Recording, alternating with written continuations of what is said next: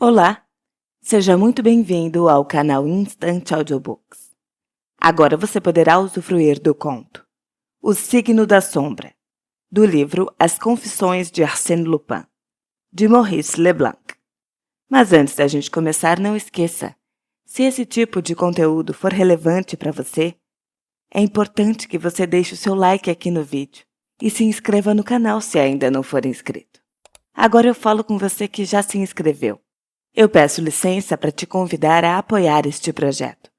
Você pode se tornar um membro ou enviar qualquer quantia através da chave Pix, que está aparecendo para você aí no vídeo. Dito isso, fique agora com o conto completo.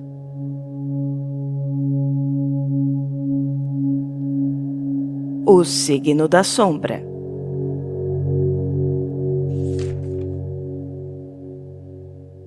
Bom, eu recebi o seu telegrama e aqui estou, disse um cavalheiro com um bigode grisalho que entrou no meu escritório. Usava um fraque marrom escuro e um chapéu de aba larga com um lenço vermelho em sua botoeira. Qual é o problema? Se eu não estivesse esperando o Arsène Lupin, certamente nunca o reconheceria na pessoa desse velho oficial da reserva. Qual é o problema? Eu repeti. Ah, não, nada demais, é só uma coincidência muito curiosa. É só isso. E como eu sei que você gosta tanto de esclarecer um mistério quanto de planejar um. E então? Bom, parece estar com muita pressa. Estou? A não ser que o mistério em questão valha o meu esforço. Então vá direto ao ponto. Muito bem. Comece dando uma olhada neste pequeno quadro que eu comprei há 1 ou 2 semanas atrás em uma loja velha e suja do outro lado do rio. E eu o comprei por causa da moldura imperial, com esses ornamentos de palmeira nela, já que a pintura é execrável. É execrável, como você diz, disse Lupin depois de tê-la examinado. Mas o objeto da pintura é bastante agradável. Esse canto aqui com um pátio antigo e com sua rotunda de colunas gregas, o seu relógio de sol, e essa lagoa de peixes, e também aquele poço arruinado com um telhado renascentista e os degraus de bancos de pedra. Tudo muito pitoresco. E genuíno, eu acrescentei. A pintura, boa ou ruim, nunca foi retirada da sua moldura imperial. E, além disso, ela é datada.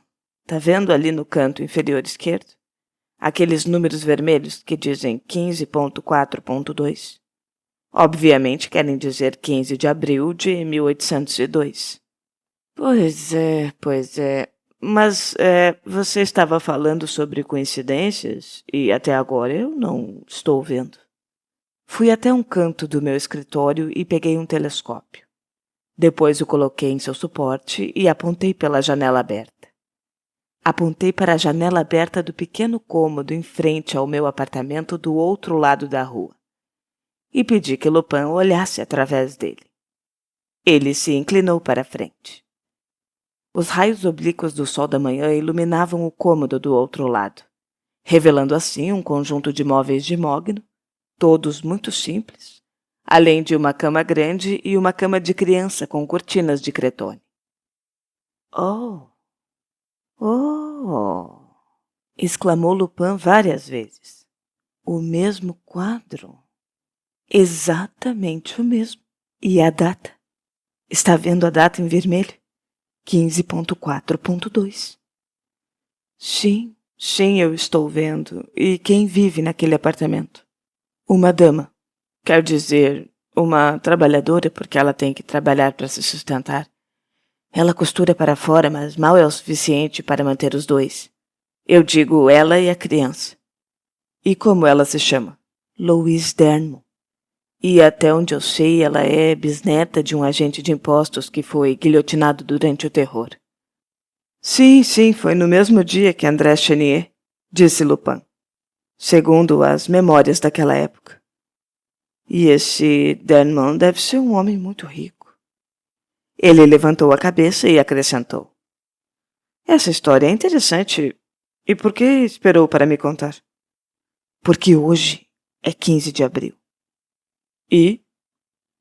Bom, eu descobri ontem. Eu vi os homens falando sobre isso na portaria. Que o dia 15 de abril é um dia importante na vida de Louise Dermont. Bom, é que, diferentemente dos seus hábitos de sempre, essa mulher que trabalha todos os dias da sua vida e que mantém aqueles 2 cômodos organizados, que cozinha o almoço para sua filhinha, que ela come sempre quando volta da escola municipal. No dia 15 de abril, essa mulher sai com a criança às 10 horas da manhã e não volta até o anoitecer. E isso tem acontecido por anos em todos os climas. Então, poxa, deve admitir que tem algo de estranho sobre essa data, que eu encontrei numa pintura antiga e que está escrita em outra pintura similar, e que também controla todos os movimentos anuais da descendente do agente de impostos Dermont. Não, sim, é curioso. Você definitivamente está certo, disse Lupin lentamente. E não sabe aonde ela vai? Ninguém sabe, porque ela não confia em ninguém. Na verdade, ela fala muito pouco. Tem certeza da sua informação?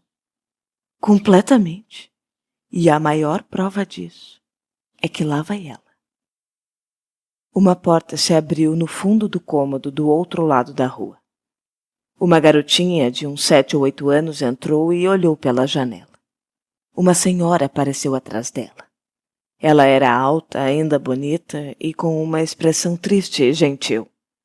Ambas estavam prontas e vestidas com roupas que eram simples, mas que demonstravam um amor pelo asseio e certa elegância por parte da mãe. Está vendo? Eu sussurrei. Elas estão saindo. E logo depois a mãe pegou a criança pela mão e elas saíram juntas do quarto. Lupin pegou o seu chapéu. Você vem? A minha curiosidade era grande demais para que eu levantasse a menor das objeções. Então desci com Lupin. Ao chegarmos à rua, vimos a nossa vizinha entrar numa padaria. Ela comprou 2 pães e os colocou em uma cesta pequena que a sua filha carregava e que parecia já conter outras provisões. Depois elas foram na direção das avenidas externas e nós as seguimos até a Praça de L'Étoile, onde elas viraram na direção da Avenida Kléber para andar em direção a Passy. E Lupin andava ao meu lado silenciosamente, evidentemente porque estava obcecado por uma linha de raciocínio que eu estava feliz de ter provocado. E de vez em quando ele dizia alguma coisa que me mostrava a linha de suas reflexões. E com isso eu podia ver que o enigma continuava um mistério tão grande para ele quanto era para mim. E enquanto isso, Louise Dermont virou à esquerda, ao longo da rua Renoir. É uma velha rua tranquila em que Franklin e Balzac um dia moraram. Uma dessas ruas que são repletas de casas antiquadas e jardins moradas, que dão a impressão de se estar em uma cidade do interior. E o Sena corria pela encosta do monte encimado pela rua, assim como várias vielas também iam em direção ao rio. A minha vizinha justamente pegou uma dessas vielas estreitas, sinuosas e desertas. E a primeira construção à direita era uma casa cuja fachada ficava de frente para a rua Renoir. E depois dela vinha um muro cheio de musgo, mais alto do que a média e sustentado por contrafortes e cheios de cacos de vidro. Na metade desse muro havia uma porta arqueada baixa. Louise Dermont parou diante dela e a abriu com uma chave que parecia enorme para nós. Mãe e filha então entraram e fecharam a porta. Mas de qualquer forma, disse Lupin, ela não tem nada a esconder porque não olhou à sua volta nenhuma única vez. Ele mal tinha terminado a sua frase quando nós ouvimos um som de passos atrás de nós. Eram 2 velhos mendigos, um homem e uma mulher, esfarrapados, sujos e esquálidos, vestidos em trapos. Eles passaram por nós sem prestar a menor atenção na nossa presença. O homem pegou em sua sacola uma chave que era parecida com a da minha vizinha e colocou na fechadura. A porta se fechou atrás deles. E depois disso, de súbito, lá do começo da viela veio um som de um carro parando, e Lupin me arrastou por mais uns 50 metros pela ruazinha, até uma esquina onde nós podíamos nos esconder.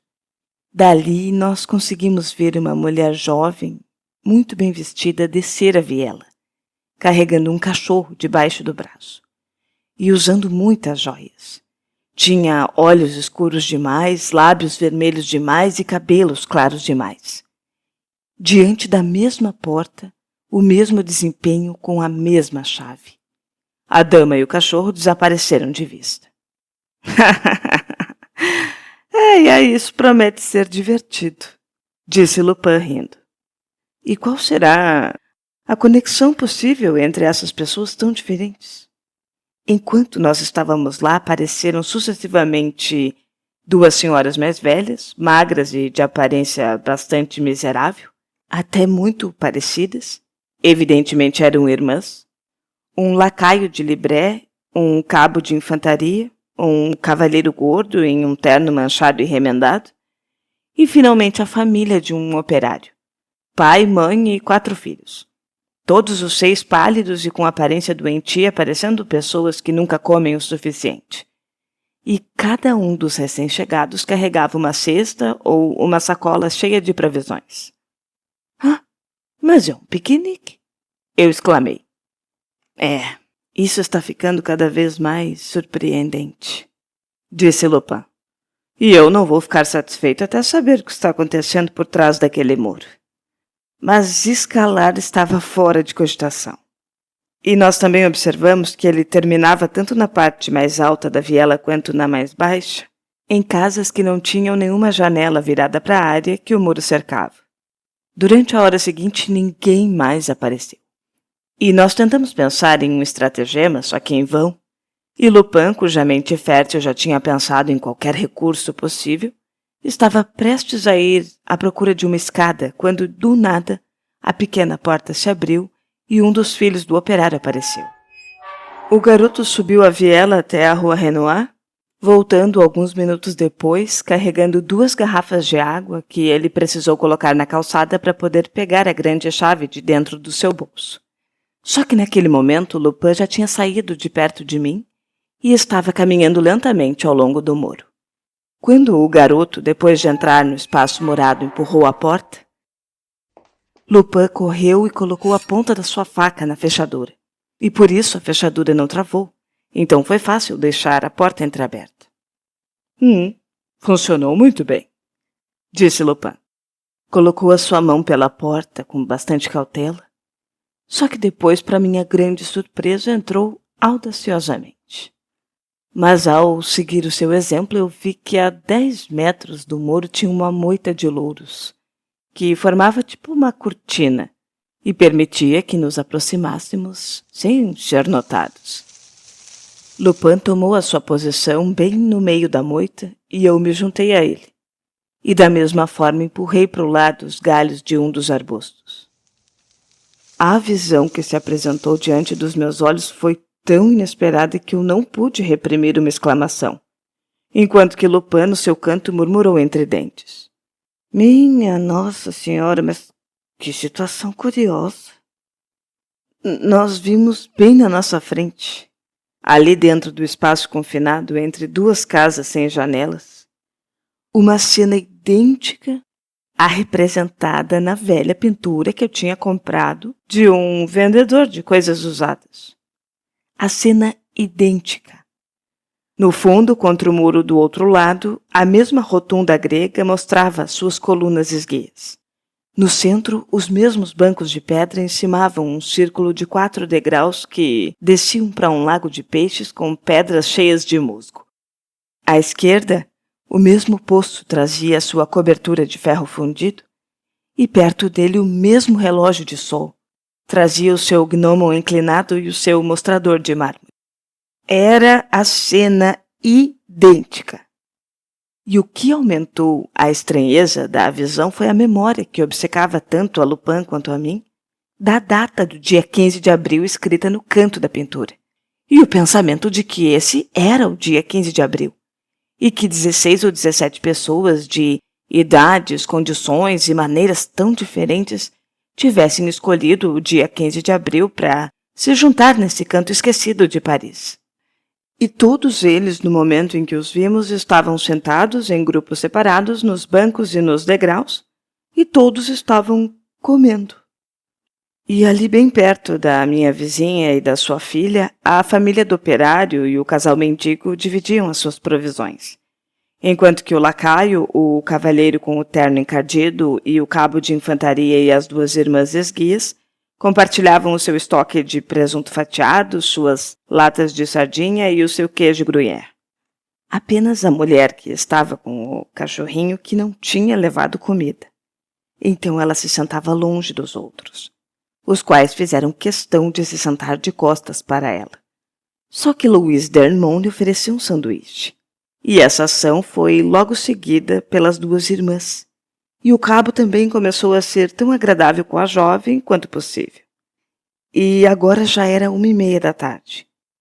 O mendigo pegou o seu cachimbo, assim como o cavalheiro gordo, e ao perceberem que um não tinha tabaco e que o outro não tinha fósforos, logo as suas necessidades se uniram. Os homens foram fumar perto da rotunda e as mulheres se juntaram a eles. Só que, na verdade, todas essas pessoas pareciam se conhecer muito bem. Eles estavam a alguma distância de nós, então não dava para ouvir o que eles diziam. Só que, entretanto, nós notamos que, gradualmente, as conversas iam se animando. A tal jovem com o cachorro em particular, que a essa hora parecia ser muito requisitada, deixava-se levar em uma conversa muito loquaz, acompanhando suas palavras com muitos gestos, o que fazia o seu cachorrinho latir desesperadamente. E foi aí que subitamente houve um clamor, prontamente seguido de gritos de fúria, e todos eles, tanto homens quanto mulheres, se apressaram de forma desordenada na direção do poço. Acontece que um dos filhos do operário estava naquele instante saindo de dentro do poço, com o seu cinto preso ao gancho na ponta da corda, e os outros 3 pestinhas giravam a alavanca para puxá-lo. E mais ativo do que os outros, o cabo se jogou sobre ele. E logo em seguida o lacaio e o cavalheiro gordo também o agarraram, enquanto os mendigos e as irmãs esbeltas começaram a brigar com o operário e sua família. Resumindo, em poucos segundos o garotinho não tinha mais nada além da sua camisa no corpo.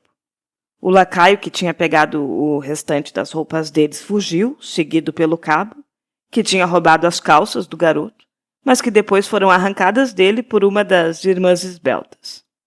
Eles enlouqueceram. Eu murmurei, me sentindo completamente desnorteado.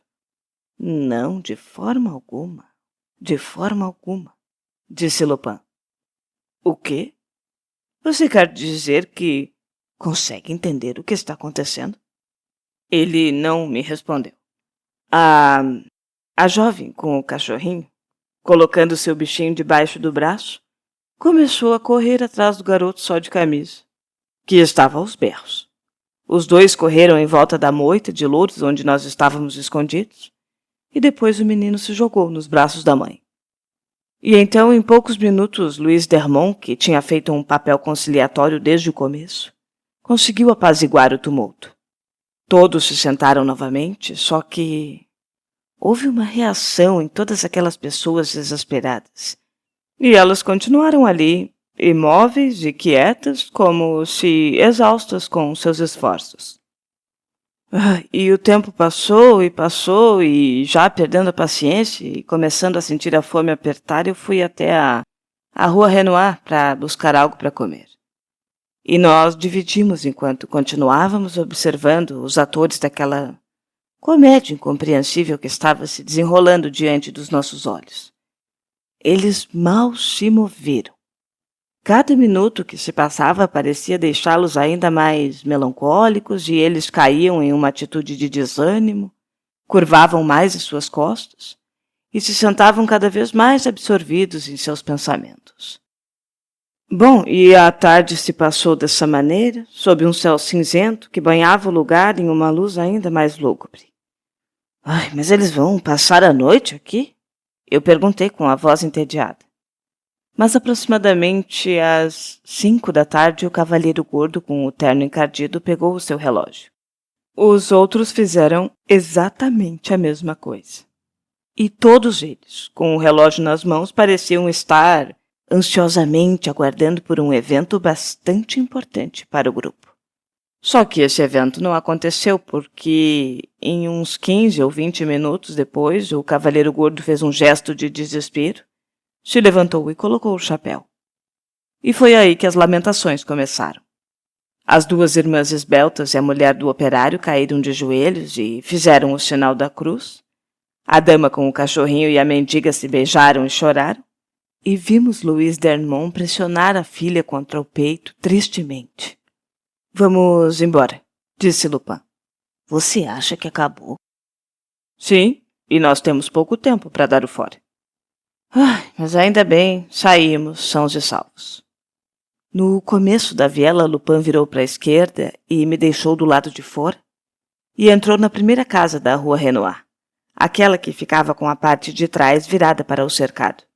Depois de falar com o porteiro por alguns minutos, ele se juntou a mim e nós paramos um táxi que estava passando. Número 34 da Rua Turim, ele disse ao motorista. O térreo do número 34 era ocupado por um cartório. E nós fomos levados quase sem espera ao Sr. Valandier, o proprietário, um homem de certa idade, sorridente e de fala agradável. E Lupin se apresentou como Capitão Genois, um aposentado do exército. Ele disse que queria construir uma casa própria e que alguém tinha lhe sugerido um lote situado perto da rua Renoir. Oh, sim, eu entendo, mas aquele lote não está à venda, disse o tabelião Valandier. Mas que pena é que me disseram... Oh, mas eu receio que foi uma informação incorreta. O advogado se levantou, foi até um armário e voltou com um quadro. Quadro esse que ele nos mostrou. Eu simplesmente fiquei petrificado, porque era o mesmo quadro que eu tinha comprado. O mesmo quadro que estava pendurado no quarto de Louis d'Ernemont. Esta aqui, como veem, é a pintura do lote a que se refere, ele disse. É conhecido como Clos d'Ernemont. Oh, sim, precisamente. Bom, e esse Clos, prosseguiu o tabelião, já foi parte de um grande jardim que pertencia ao d'Ernemont, o agente de impostos, que foi executado durante o terror. Os herdeiros venderam tudo o que podia ser vendido, pouco a pouco, mas só que sobrou esse último lote. E ele vai continuar na posse conjunta deles. Bom, a não ser que... O tabelião começou a rir. A não ser que? Bom, é que é quase um romance. Um romance bastante curioso, na verdade. E frequentemente eu me divirto olhando os muitos documentos deste caso. Entendo. E seria muita indiscrição da minha parte perguntar... Não, de forma nenhuma, afirmou Valandier, que inclusive, muito pelo contrário, parecia encantado por ter encontrado um ouvinte para a sua história. E sem esperar que alguém pedisse, ele começou. No início da Revolução, Louis Agrippa d'Ernemont, com o pretexto de encontrar a sua esposa, que estava em Genebra com a filha deles, Pauline, fechou a sua mansão no bairro Saint-Germain, dispensou os seus criados e, junto com seu filho Charles, ele veio e fixou residência em sua casa de férias em Passy, onde ninguém o conhecia, a não ser uma criada velha e devotada. Ele ficou escondido ali por uns 3 anos e tinha todos os motivos para esperar que esse esconderijo não fosse descoberto. Só que um dia depois do almoço, enquanto ele cochilava, a velha criada irrompeu pela porta do seu quarto. E ele viu lá no fim da rua uma patrulha de homens armados que pareciam estar vindo na direção da casa. E então Louis d'Ernemont se vestiu rapidamente, e assim que os homens bateram na porta da frente, ele desapareceu pela porta que dava para o jardim, gritando para o seu filho, com uma voz atemorizada, para mantê-los falando, mesmo que só por 5 minutos. E ele deve ter tido a intenção de escapar e deu com as saídas do jardim vigiadas. Só que de qualquer forma ele voltou em 6 ou 7 minutos e respondeu com muita calma às perguntas que lhe fizeram. E depois acompanhou os homens sem resistência. E o seu filho Charles, apesar de ter apenas 18 anos de idade, também foi preso. E quando foi isso? Perguntou Lupin. Deixa eu ver, aconteceu no dia 26 do Germinal do ano 2, o que quer dizer que foi no dia... Valandier parou, com um olhar fixo em um calendário pendurado na parede. Depois ele exclamou. Ora, mas isso foi no mesmo dia de hoje, porque hoje é 15 de abril, o aniversário da prisão do agente de impostos. Mas que coincidência curiosa, não é? Disse Lupin. E considerando o período em que aconteceu, a prisão sem dúvida teve consequências muito graves. Sim, das mais graves, disse o tabelião rindo. Pois veja, 3 meses depois, no começo do termidor, o agente de impostos subiu no cadafalso. E o seu filho Charles ficou lá, esquecido na prisão, e a propriedade foi confiscada. Sim, então eu imagino que esse patrimônio fosse imenso, disse Lupin.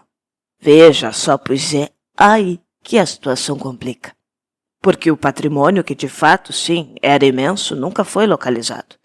Descobriu-se que a mansão em Saint-Germain tinha sido vendida, isso antes da Revolução, para um inglês junto com todas as casas de campo e propriedades, assim como as joias, títulos e coleções pertencentes ao agente de impostos.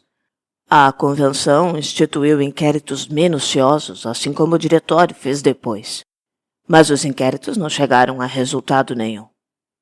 Mas, de qualquer modo, ainda existia a casa em Passy, não é? Disse Lupin. A casa em Passy, ela foi comprada, a preço de banana, pelo mesmo delegado da comuna que tinha prendido Dermont, um tal cidadão Broquet. E Broquet simplesmente se fechou lá dentro.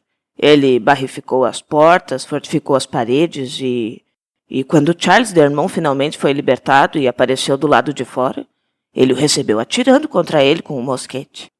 E Charles tentou um processo atrás do outro, só que perdeu todos. E foi aí que decidiu oferecer grandes somas em dinheiro. Mas o tal Broquet se provou intratável. Ele comprou a casa e ali ele ficou. E ele teria ficado ali até a sua morte, se Charles não tivesse conseguido o apoio de Napoleão Bonaparte. Broquet saiu de lá em 12 de fevereiro de 1803. E eu digo, viu, a alegria de Charles Dermont foi tamanha, e a sua mente, que sem dúvida tinha sido violentamente perturbada por tudo que ele tinha passado, que quando ele chegou na porta da casa que finalmente ele tinha recuperado, mesmo antes de abrir, ele começou a dançar e a cantar na rua. Claramente tinha perdido a cabeça. Minha nossa, disse Lupin. E o que foi que aconteceu com ele? Pois a sua mãe e a sua irmã Pauline, que tinha acabado de se casar com um primo com o mesmo nome em Genebra, tinham morrido. A velha criada, então, cuidou dele e eles viveram juntos na casa em Passy. E se passaram 1 ano sem nenhum acontecimento notável. Mas só que subitamente, lá em 1812, aconteceu um incidente inesperado. Veja só, a velha criada fez uma série de revelações estranhas em seu leito de morte, na presença de 2 testemunhas que ela tinha mandado buscar. Ela afirmou que o agente de impostos tinha levado para sua casa em Passy várias malas repletas de ouro e de prata, e que essas malas desapareceram alguns dias antes de ele ser preso. Bom, e de acordo com as confissões dadas antes por Charles Dermont, que as tinha recebido de seu pai, esses tesouros estavam escondidos no jardim entre a rotunda, o relógio de sol e o poço. E como prova do que dizia, ela mostrou 3 quadros. Melhor dizendo, 3 telas, porque ainda não estavam emolduradas, que o agente de impostos tinha pintado durante o seu cativeiro e que ele tinha conseguido entregar a ela, com instruções para entregá-las à sua esposa, ao seu filho e à sua filha. Então, tentados por essa promessa da riqueza, Charles e a velha criada não contaram nada. E daí vieram os processos, a retomada da casa, a loucura de Charles, as buscas infrutíferas da própria criada, e os tesouros continuaram lá. E ainda continuam lá, riu Lupin. E vão continuar lá para todo sempre, exclamou Valandier. Bom, a não ser que Broquet, que sem dúvida farejou algo, os tenha encontrado. Mas isso é uma suposição pouco provável, já que o cidadão Broquet morreu em extrema pobreza. E então? Bom, e então todos eles começaram a caçar. Os filhos de Pauline e a irmã vieram de Genebra e descobriram que Charles tinha se casado secretamente e que tinha filhos. Todos esses herdeiros colocaram a mão na massa. E o próprio Charles? Esse aí viveu em completo isolamento. Não saiu do seu quarto. Nunca saiu? Bom, essa aí é a parte mais extraordinária, mais espantosa da história. Uma vez por ano, Charles Dermont, impelido por algum tipo de força de vontade do inconsciente, descia e saía pelo mesmo caminho que o pai tinha saído. Então ele atravessava o jardim e se sentava nos degraus da rotunda, que se pode ver aqui, estão vendo? Aqui no quadro. Ou então ele se sentava à beira do poço. E às 5h27, ele se levantava e voltava para dentro da casa, até morrer. Isso foi lá em 1820. E ele nunca deixou de fazer essa peregrinação incompreensível. E o dia que isso acontecia era invariavelmente no dia 15 de abril, o aniversário da sua prisão. Só que Valandier agora não estava mais sorrindo. E ele mesmo parecia impressionado pela história que estava nos contando. E isso desde que Charles morreu? Perguntou Lupin depois de um momento de reflexão. Desde então, respondeu o advogado em um tom um pouco solene. Por quase um século, os herdeiros de Charles e Pauline Dermont continuaram essa peregrinação de 15 de abril. Nos primeiros anos, eles fizeram as escavações mais completas possíveis. Fizeram buscas em cada centímetro daquele jardim, cada pedacinho de terra foi cavado. Mas tudo isso chegou ao fim. E eles mal se esforçam agora. Tudo que eles fazem é, de vez em quando, sem nenhum motivo especial, é virar uma pedra ou explorar o poço. Na maior parte do tempo, eles se contentam em se sentar nos degraus da rotunda, como o pobre homem enlouquecido fazia, e também como eles só aguardam. E essa, como vocês podem perceber, é a parte triste do destino deles. Nesses 100 anos, todas essas pessoas que se sucederam, de pai para filho, eu digo, perderam, como que eu posso dizer, a energia da vida. Sabe, não lhes resta mais coragem nem iniciativa. Eles só aguardam. Esperam pelo dia 15 de abril, eu digo. E quando esse dia chega, esperam que o milagre aconteça. Todos eles acabaram sendo tomados pela pobreza. Os meus antecessores e eu vendemos primeiro a casa para construir outra que tenha um aluguel melhor, e depois partes do jardim e outras partes. Mas só que aquele canto ali, ele apontou para o quadro. Eles preferiram morrer do que vender. Todos eles concordaram quanto a isso. Louise Dermont, que é a herdeira direta de Pauline, assim como os mendigos, o operário, o lacaio, a dançarina do circo e assim por diante, que representam o infeliz do Charles. Depois de uma nova pausa, Lupin perguntou. E qual é a sua opinião, Valandier? Bom, a minha opinião pessoal é de que não há nada naquele lugar.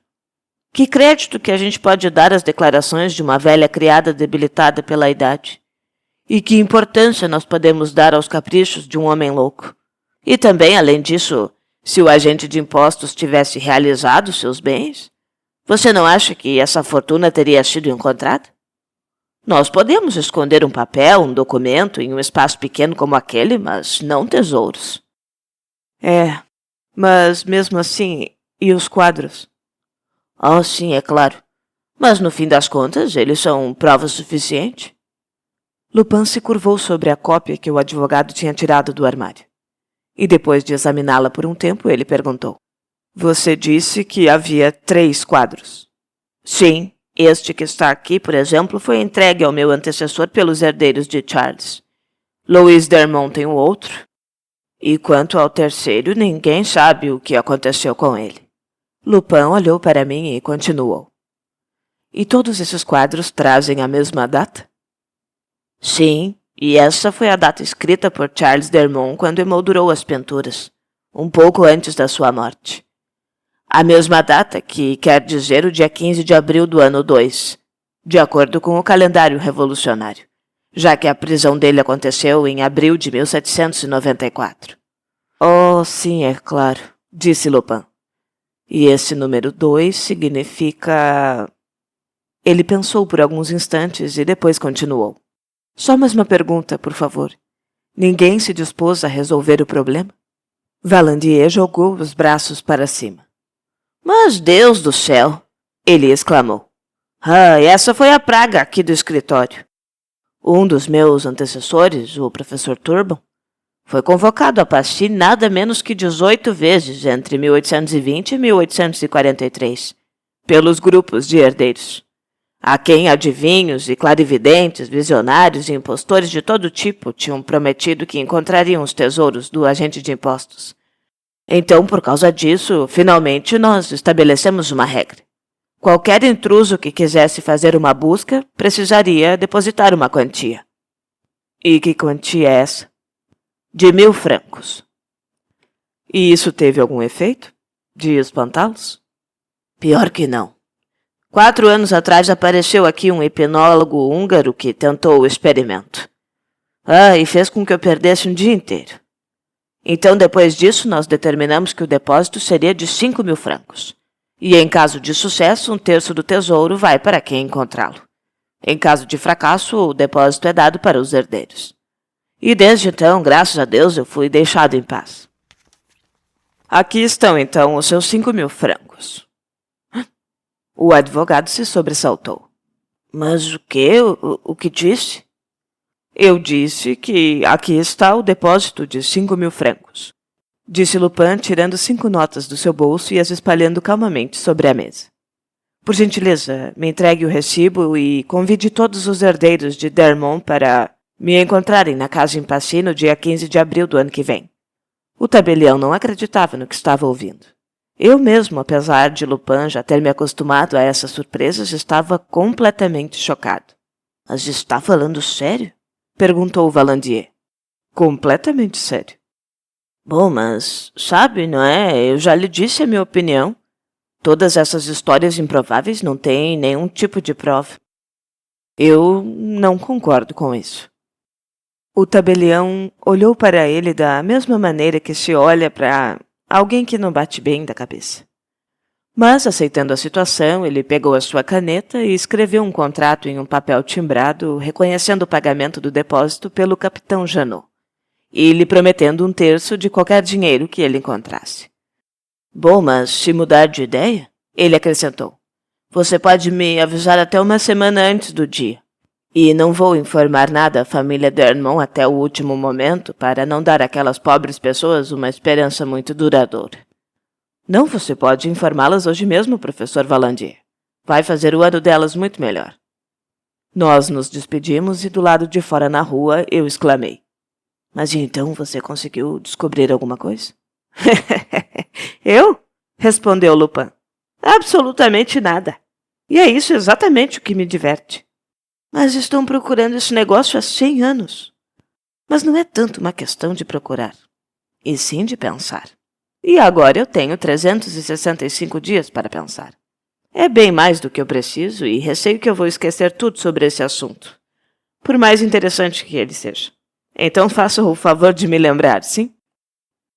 Eu lembrei desse caso diversas vezes nos meses que se seguiram, apesar de ele nunca parecer dar muita importância ao assunto. E depois veio um longo período que eu não tive a oportunidade de vê-lo. Inclusive, foi o período, como eu descobri depois, da sua visita à Armênia e da terrível luta que ele teve contra Abdul, o maldito. Uma luta que, inclusive, terminou com a queda do tirano. Mas, no entanto, eu costumava escrever para ele no endereço que ele me deu. E assim eu pude lhe mandar alguns detalhes que eu tinha conseguido juntar aqui e ali sobre a minha vizinha Louise Dermont.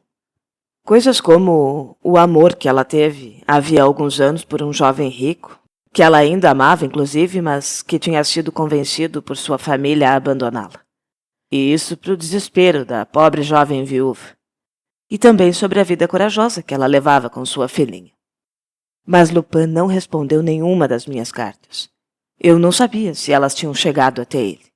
E enquanto isso a data se aproximava e eu não podia deixar de pensar se suas numerosas empreitadas não o tinham impedido de manter o compromisso que ele mesmo tinha assumido. E, na verdade, a manhã do dia 15 de abril chegou e Lupin não estava comigo quando eu tinha terminado de almoçar. E já era 12h15. Então eu saí do meu apartamento e fui de táxi para a Passy. Mal eu tinha entrado na viela e já vi os 4 filhos do operário parados do lado de fora da porta no muro. O advogado Valandier, informado da minha chegada por eles, se apressou na minha direção. E então? Ele exclamou. Onde está o capitão Jeannot? Ele não veio? Eu disse. Ainda não. E posso garantir que todos aqui estão muito impacientes para vê-lo. Os grupos distintos começaram a se amontoar em torno do advogado, e eu notei que todos os rostos que eu reconheci tinham abandonado as suas expressões sombrias e desanimadas, que exibiram no ano anterior. Estão cheios de esperança, disse Valandier. E a culpa é toda minha. Mas o que é que eu poderia ter feito? O seu amigo me causou uma tamanha impressão que eu falei com essas pessoas com muita confiança, que eu já não posso dizer estar sentindo agora. E também me parece um tipo estranho esse seu capitão Jeannot.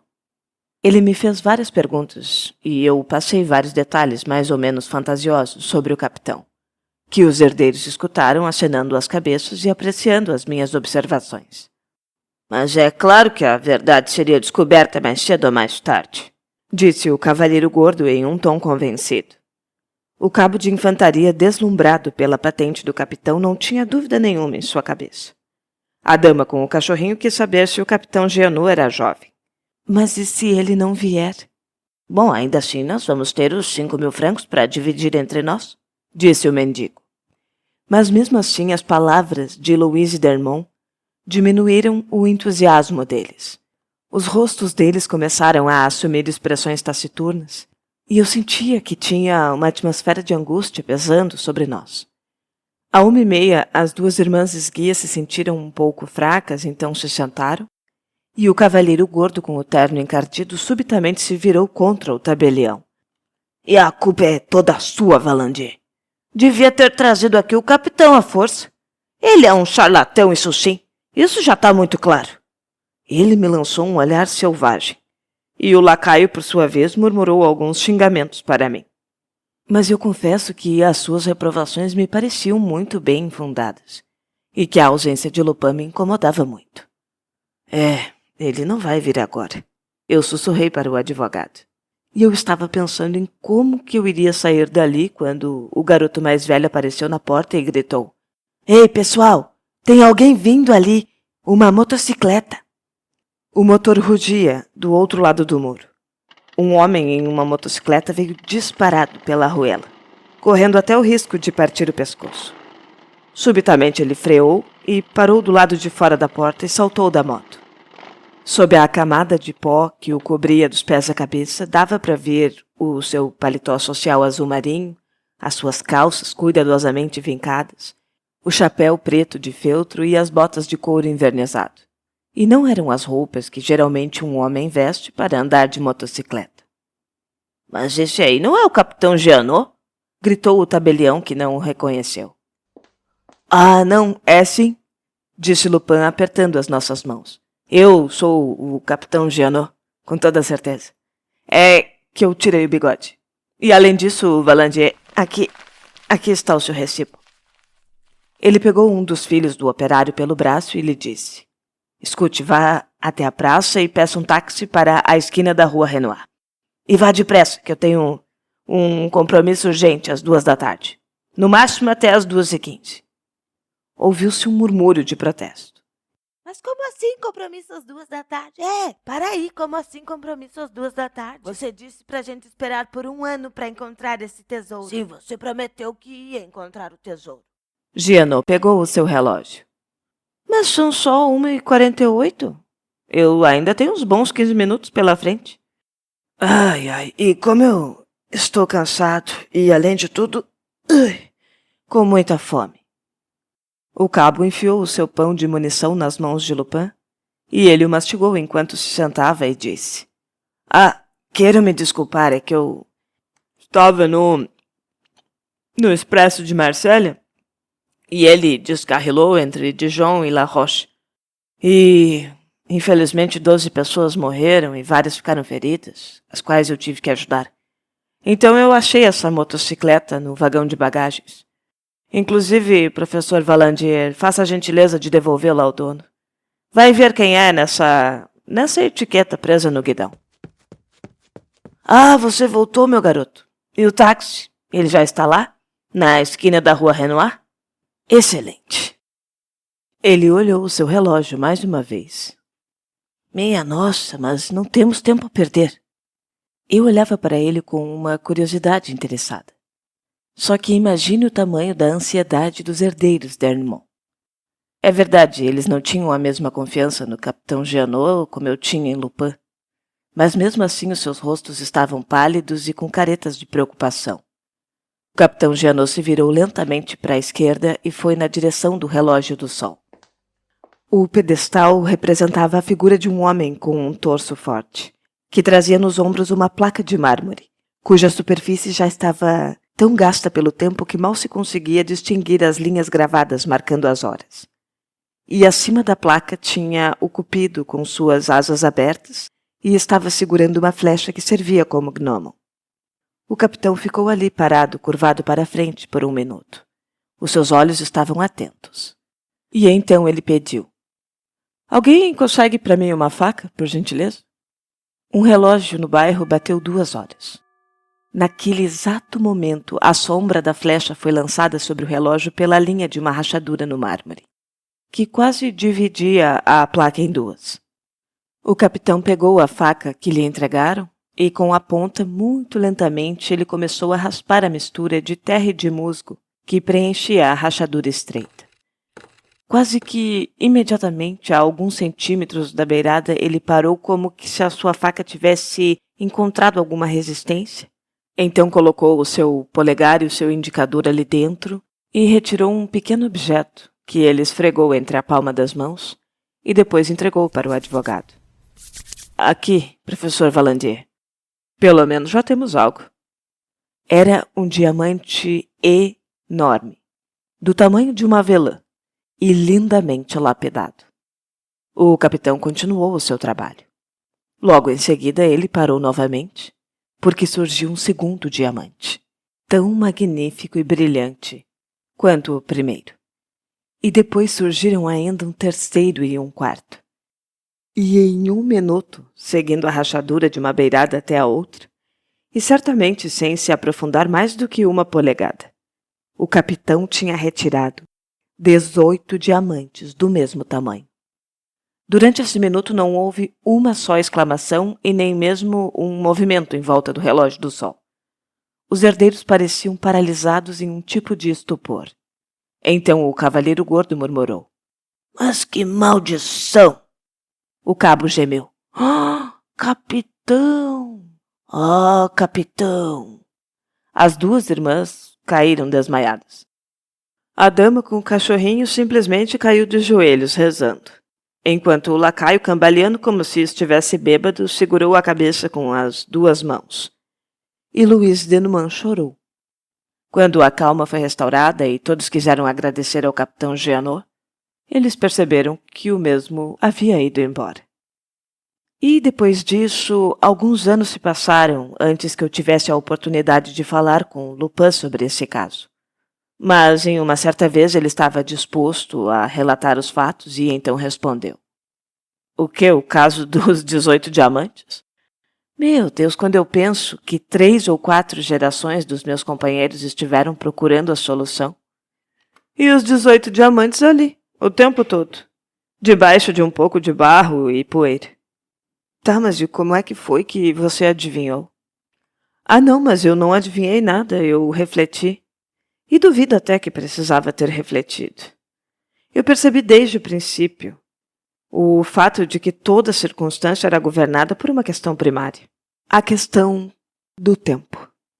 Quando Charles d'Ernemont estava ainda bem do juízo, ele escreveu uma data nos quadros. E depois, na escuridão em que vivia, uma fagulha de inteligência o levava todo o ano ao centro do velho jardim. e aquela mesma fagulha o afastava dele todo ano, no mesmo instante, ou seja, às 17h27. Algo devia ter feito a máquina falha que era o seu cérebro funcionar desta forma. Aí eu pensei, qual seria essa força superior que controlava os movimentos daquele pobre louco? Obviamente a noção instintiva de tempo, representada pelo relógio de sol nas pinturas do agente de impostos. O que significa isso? Bom, o movimento anual da Terra ao redor do Sol levava Charles Drummond ao jardim em uma data fixa. E era o movimento diário da Terra em torno do seu próprio eixo que o levava embora de lá em uma hora fixa, ou seja, muito provavelmente, quando o Sol, escondido por alguns objetos diferentes dos que temos hoje, deixava de iluminar o jardim de Passy. Só que de tudo isso, o relógio de sol era o símbolo, e por isso eu sabia onde procurar. Certo, mas e como decidiu a que horas começaria a procurar? Simplesmente pelos quadros, meu amigo. Um homem vivendo naquela época, como Charles Drummond, teria escrito 26 do Germinal, ano 2, ou então 15 de abril de 1794. Mas ele não iria escrever 15 de abril, ano 2. E eu fiquei até chocado que ninguém tenha pensado nisso. Então aquele número 2 queria dizer 2 horas da tarde? Evidentemente. E o que deve ter acontecido foi o seguinte. O agente de impostos começou a transformar a sua fortuna em ouro sólido e em dinheiro de prata. E então, como uma precaução extra com todo esse ouro e essa prata, ele comprou 18 diamantes maravilhosos. E naquele dia, quando ele foi surpreendido pela chegada da patrulha, ele fugiu para o jardim. Você se lembra? E qual era o melhor lugar para escondê-los? O destino fez com que seus olhos caíssem sobre o relógio de sol. E naquele momento, eram 2 da tarde. A sombra da flecha estava caindo sobre a rachadura do mármore naquele momento. Ele então obedeceu ao sinal da sombra e enfiou ali os 18 diamantes no pó e depois calmamente voltou e se rendeu aos soldados. Mas a sombra da flecha coincide com a rachadura no mármore todos os dias e não só no dia 15 de abril. Mas você se esquece, meu caro amigo, de que nós estávamos lidando com um lunático e de que ele só se lembrava dessa data, do dia 15 de abril. Tudo bem, muito bem, mas você, uma vez que já tinha desvendado esse enigma, poderia facilmente ter ido até lá e pegado os diamantes. Sim, é bem verdade. E eu não teria hesitado nem um pouco, tá? Se estivesse lidando com pessoas diferentes. Mas realmente eu senti pena daqueles pobres miseráveis. E você sabe o quanto seu amigo Lupin aqui é idiota. A ideia de surgir subitamente como um gênio benevolente e maravilhar os seus comuns seria o suficiente para fazê-lo cometer qualquer insensatez. Mas, eu exclamei, a insensatez nem foi tão grande assim. 6 diamantes magníficos. Eu imagino que os Drummond não gostaram nada de cumprir a sua parte do trato. Lupin olhou para mim e desatou a rir incontroladamente.